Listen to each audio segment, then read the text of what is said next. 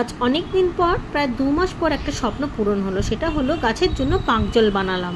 অনেক দিন ধরে চেষ্টা করেও সময় করে উঠতে পারছিলাম না। হ্যাঁ, ঠিকই শুনেছেন। শুনতে অন্যরকম লাগলেও এটাই সঠিক কথা। কারণ অন্য কোনো মানুষের জন্য আমরা যতই করি না কেন কোনো নাম নেই। কিন্তু গাছেদের জন্য যদি একটু সময় দিতে পারি, একটু খাবার দিতে পারি, তাহলে কিন্তু গাছ আমাদের সমস্ত ডাকেই সাড়া দেয়। ফুলে ফেঁপে ওঠে, মন আনন্দে ভরে যায়। কোনো কিছু চাওয়া পাওয়া ছেড়ে গাছ শুধুমাত্র আমাদের আশাতেই দাঁড়িয়ে থাকে চুপচাপ।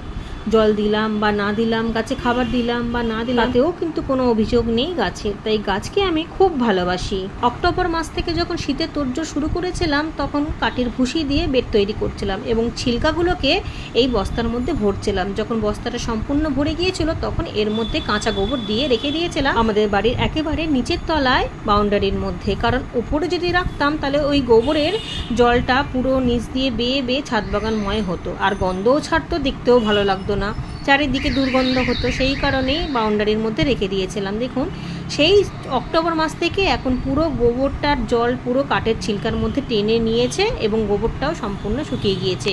এর মধ্যে আমি জল টল কিছুই দিইনি, কারণ গোবরের রসেতেই সব টেনে গিয়েছে। এবার এই হালকা মিডিয়াটা দিয়ে খুব ভালো গাছ করা যাবে। এর মধ্যে আর কিচেন কম্পোস্ট মেশাবারও প্রয়োজন নেই। কোনো রকম গোবর সার বা কিচেন কম্পোস্ট ছাড়াও বার্মি কম্পোস্ট, গোবর সার, পাতা পচা সার কোনো কিছুরই প্রয়োজন পড়বে না। এটাই যথেষ্ট। এরকমই আরও বস্তা রয়েছে নিচে 3-4টে, কারণ শীতের সময় তো অনেক বেড তৈরি করতে লাগে আর কত ছিলকা বেরায়, সেইগুলোকে ফেলে না দিয়ে এইভাবে গোবর দিয়ে রেখেছিলাম বলে আজকে কত সুন্দর একটা সার তৈরি হয়েছে, মিডিয়াও তৈরি হয়ে গিয়েছে।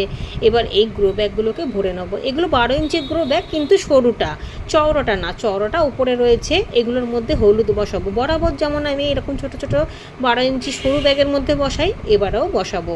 হলুদগুলো আমার বাগানেরই হলুদ, কিছুটা রান্নার কাজে ব্যবহার করেছি আর কিছুটা ছাদ বাগানের জন্য রেখেছিলাম। এবার এইগুলোকে মোটামুটি অর্ধেকের বেশি ভরে নেব।